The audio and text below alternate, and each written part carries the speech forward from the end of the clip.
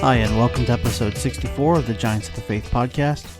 My name is Robert Daniels, and I'm the host of the show, where we look at the lives of Christians that have made an impact for the kingdom of God over the last 2,000 years.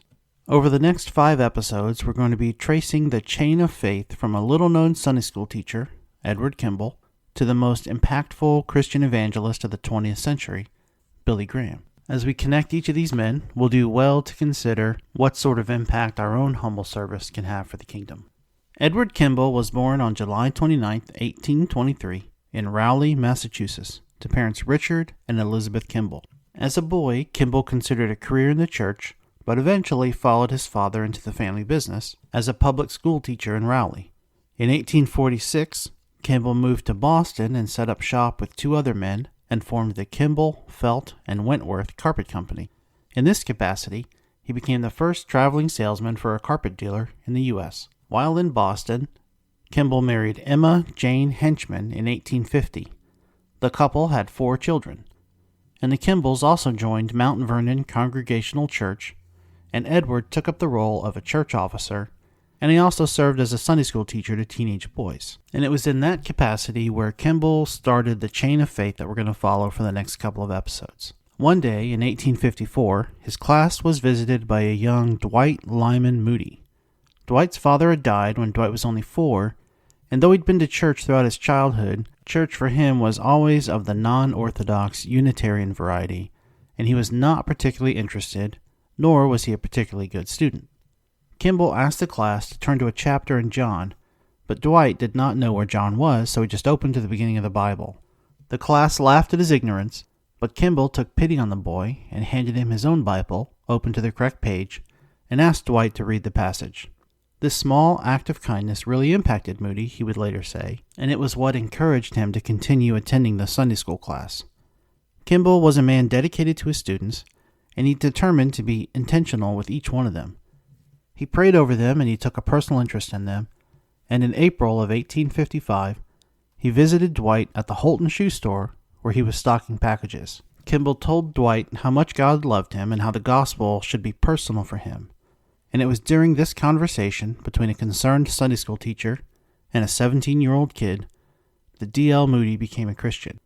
I will hear more of this story in the next episode, but just know that Moody went on to preach to over 100 million people worldwide through his various ministries. But Kimball's story of faith doesn't end there.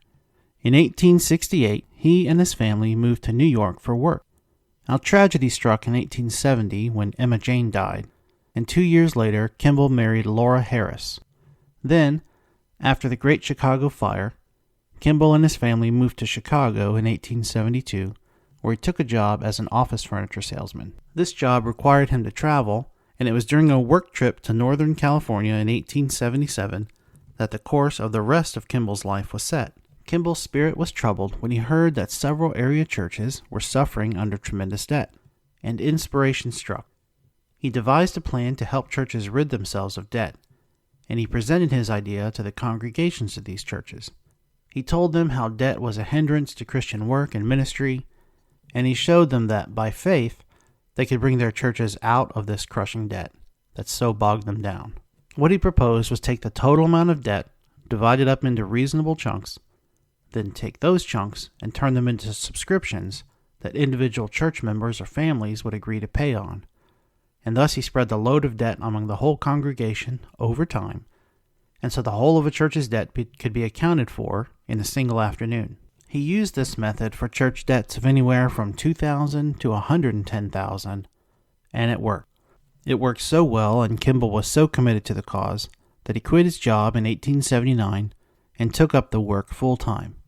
Dozens of churches all over the U.S. became debt-free, thanks to the exhortation and methods of Edward Kimball. He worked at the problem until his death, raising over $15 million during that time, and he was hailed by newspapers as the modern Moses, leading churches out of the wilderness of debt. Now, $15 million is a lot of money, but if you count for inflation, we're talking about $500 million today. Kimball died peacefully on June 5th, 1901, in his son's home at the age of 77. Through the impact he had on D.L. Moody and his work with church finances, Kimball did great things for the kingdom, and he is definitely a giant of faith.